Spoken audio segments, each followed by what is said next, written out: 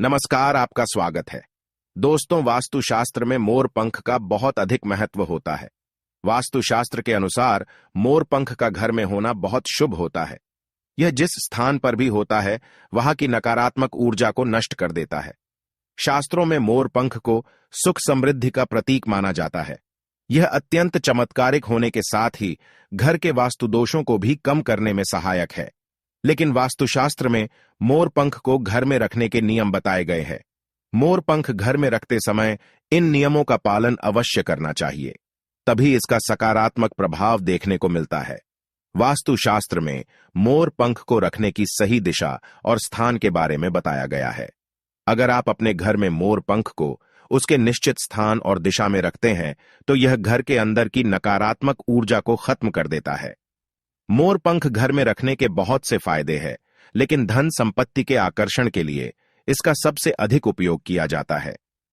अगर आपके घर में पैसे की तंगी है, धन का खर्च अधिक होता है, घर में पैसा नहीं आता है, तो आप अपने घर पर मोर पंख जरूर लेकर आए और उसे सही दिशा में स्थापित करें। यह निश्चित ही आपके धन में वृद्धि करेगा। वास्तुशास्त्र में घर में कितने मोर पंख रखने चाहिए, इसका रहस्य भी बताया है। आइए जान लेते हैं मोर पंख से जुड़े महत्वपूर्ण वास्तु नियम। दोस्तों, सबसे पहले हम जानते हैं मोर पंख के धार्मिक महत्व के बारे में। हमारे प्राचीन शास्त्रों में मोर पंख को इतना महत्व क्यों दिया जाता है? दोस्तों, हमारे प्राचीन पुराणों में मोर पंख को एक चमत्कारिक यंत्र माना गया है। इसका प्रयोग कई प्रकार की तांत्रिक क्रियाओं में भी किया जाता आ रहा है। तंत्र साधनाओं में इसका प्रयोग करके सम्मोहन, शत्रुनाश तथा बुरी शक्तियों को नष्ट किया जाता था। इसके अलावा ज्योतिष विद्या में भी मोर पंख का प्रयोग किया जाता है। ज्योतिष शास्त्र में मोर पंख से जुड़े उपाय भी बताए गए हैं।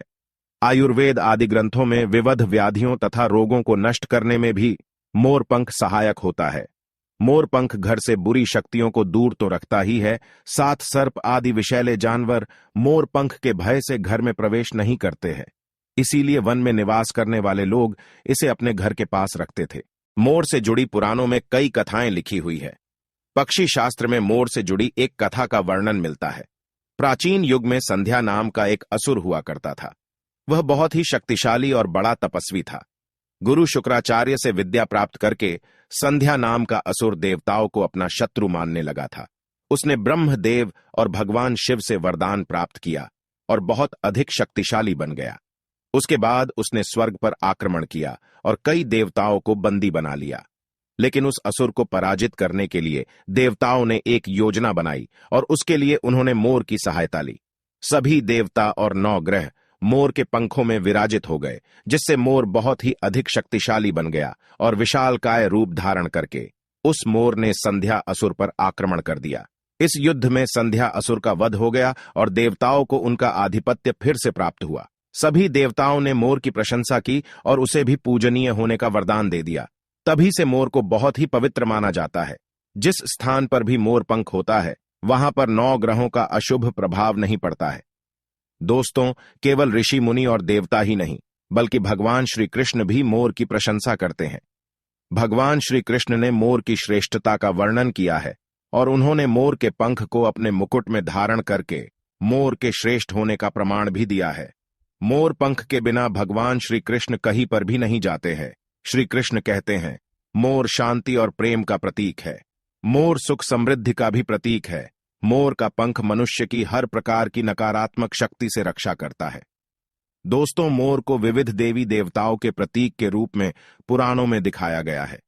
मां लक्ष्मी, देवी सरस्वती, भगवान श्री गणेश, भगवान कार्तिकेय जी, ऐसे अनेक देवी देवताओं का संबंध मोर से जोड़कर दिखाया जाता है। मां लक्ष्मी धन संपत्ति ऐश्वर्य प्रदान करने वाली देवी है। मां लक्ष्मी को मोर पंख अत्यंत प्रिय है। मां लक्ष्मी के पास मोर पंख रखने से माता प्रसन्न होती है। माता सरस्वती का वाहन मोर है, इसीलिए विद्यार्थियों को अपने पास मोर पंख अवश्य रखना चाहिए। यदि आप घर में बांसुरी में मोर पंख डालकर अपने घर में रखते हैं, तो इससे परिवार में सुख शांति का वातावरण निर्माण होता है। दोस्तों, हमारा घर एक मंदिर की तरह होता है। अगर इसमें रहने वाले सदस्य रोज आपस में झगड़ा करने लगे, तो यह मंदिर कम, युद्ध का मैदान अधिक लगने लगता है। घर में क्लेश और झगड़े होने के कई कारण हो सकते हैं, लेकिन सबसे बड़ा कारण होता है घर में नकारात्मक ऊर्जा का प्रवेश करना। लेकिन हमारे घर में यह नकारात्मक ऊर्जा आखिर कहां से प्रवेश करती है और इस नकारात्मक ऊर्जा को दूर करने के लिए कौन से उपाय करने चाहिए? वास्तुशास्त्र के अनुसार प्रत्येक घर में नकारात्मक ऊर्जा फैलाने वाली चीजें मौजूद होती है। इन वस्तुओं के बिना हमारा घर चल नहीं पाता है। इन वस्तुओं को तो हम घर से बाहर नहीं निकाल सकते हैं, लेकिन उस नकारात्मक ऊर्जा को अवश्य बाहर निकाल सकते हैं। इसके लिए हमें मोर पंख का प्रयोग करना चाहिए। आप मोर पंख ले और उसे अपने घर के मुख्य द्वार के पास हवा में जोर जोर से हिलाए। इससे आपके घर के अंदर की नकारात्मक ऊर्जा आपके घर से बाहर चली जाएगी। अगर आप रोज सुबह ऐसा करते हैं तो आपके घर के अंदर की संपूर्ण नकारात्मक ऊर्जा धीरे धीरे समाप्त हो जाएगी और आपके घर में सकारात्मक वातावरण का निर्माण होगा। इसी बात को ध्यान रखते हुए आज हम आपको बताएंगे कि घर में वो कौन सी 3 जगह है जहां पर आपको मोर पंख जरूर रखना चाहिए, और इन जगहों पर अगर आप मोर पंख रख देते हैं तो आपके घर में भी सबसे अधिक सकारात्मक ऊर्जा बनी रहेंगी। सबसे पहली बात, घर से नकारात्मक ऊर्जा को दूर करने के लिए अगर घर में नकारात्मक ऊर्जा है और परिवार के सदस्यों की तरक्की में अड़चनें निर्माण हो रही है, तो आप अपने मुख्य द्वार के ऊपर गणेश जी की प्रतिमा रखें और प्रतिमा की दोनों ओर मोर पंख अवश्य रखें। इससे आपके घर में किसी भी प्रकार की नकारात्मक ऊर्जा प्रवेश नहीं कर पाएगी। यदि आपका मुख्य द्वार वास्तुशास्त्र के नियमों के विरुद्ध है तो आप मुख्य द्वार पर मोर पंख अवश्य रखें। इससे वास्तु दोष समाप्त हो जाएंगे। दूसरी बात, ग्रहों के दुष्प्रभाव से बचने के लिए अगर घर के सदस्यों पर ग्रहों का दुष्प्रभाव है अथवा ग्रहों की स्थिति खराब चल रही है तो मोर पंख ले और उस पर गंगा जल अथवा शुद्ध जल का छिड़काव करे। फिर इसे ऐसे स्थान पर रख दे जहां पर यह किसी को दिखाई न दे। इससे गृह शांत होने में मदद मिलती है। तीसरी बात, बुरी नजर से बचने के लिए अगर घर के किसी सदस्य अथवा बालक को बुरी नजर लगी है या उस पर किसी की बुरी नजर का प्रभाव पड़ा है तो सोते समय उस व्यक्ति के तकिए के नीचे मोर पंख रखे और दूसरे दिन इसे किसी बहते जल में अथवा कुएं में डाल दे। इससे बुरी नजर उतर जाती है।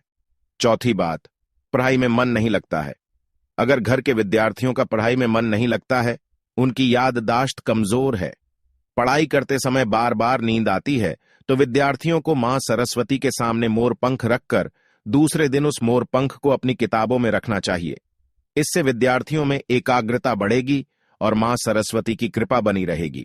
5वां उपाय, दुष्ट शत्रुओं से छुटकारा पाने के लिए अगर कोई शत्रु जानबूझकर आपको परेशान कर रहा है और बार बार आपको नुकसान पहुंचाने का प्रयास करता है तो मंगलवार के दिन हनुमान जी की मस्तक का सिंदूर मोर पंख पर लगाए और सुबह के समय बिना नहाए ही इसे बहते हुए जल प्रवाह में अथवा कुएं में डाल दे। इससे शत्रुओं से छुटकारा मिलता है। छठी बात, मन वांछित फल प्राप्ति के लिए अगर मन की कोई इच्छा अधूरी है, कई दिनों तक कोशिश करने के पश्चात भी मन वांछित फल प्राप्त नहीं होता है, कार्यों में बार बार रुकावट आ रही है, तो आप राधा कृष्ण के मंदिर में जाकर भगवान श्री कृष्ण को मोर पंख चढ़ाए अथवा घर में ही श्री कृष्ण की मूर्ति पर मोर पंख लगाए और अपनी इच्छा उनके सामने प्रकट करे। 7वीं बात, अगर पति पत्नी के बीच तनाव हो, अगर घर के अंदर क्लेश है, पति पत्नी के बीच बार बार झगड़े होते हैं, आपसी प्रेम कम होने लगा है, तो उनके बेडरूम में दक्षिण पूर्व की दिशा में मोर पंख रख देना चाहिए। इससे दोनों के बीच में प्रेम बढ़ेगा और आपसी मनमुटाव कम होगा। 8वां उपाय, धन में वृद्धि के लिए अगर धन की कमी है, अचानक धन खर्च हो जाता है, तो घर में तिजोरी अवश्य बनाएं। तिजोरी रखते समय ध्यान रहे तिजोरी को पश्चिम की दीवार पर सटाकर रखे और उसका मुख पूर्व दिशा की ओर हो। इससे देवराज की कृपा दृष्टि बनी रहेगी। साथ ही मां लक्ष्मी की पूजा में मोर पंख रखकर उसे तिजोरी में रखे। इससे घर में सुख समृद्धि आती है और धन की कमी महसूस नहीं होती है। यदि धन की समस्या आ रही है तो घर के आग्नेय कोण में अर्थात दक्षिण पूर्व दिशा में अपनी कमर से ऊपर कंधे की ऊंचाई पर 2 मोर पंख शुक्ल पक्ष में लगाएं। जल्दी ही धन प्राप्ति के नए अवसर प्राप्त होने लगेंगे। 9वां उपाय, आप किसी भी शुभ दिन मोर का एक पंख लेकर घर के किसी ऐसे स्थान पर रखें जहां पर आने जाने वाले लोगों की नजर सबसे ज्यादा पड़ती है।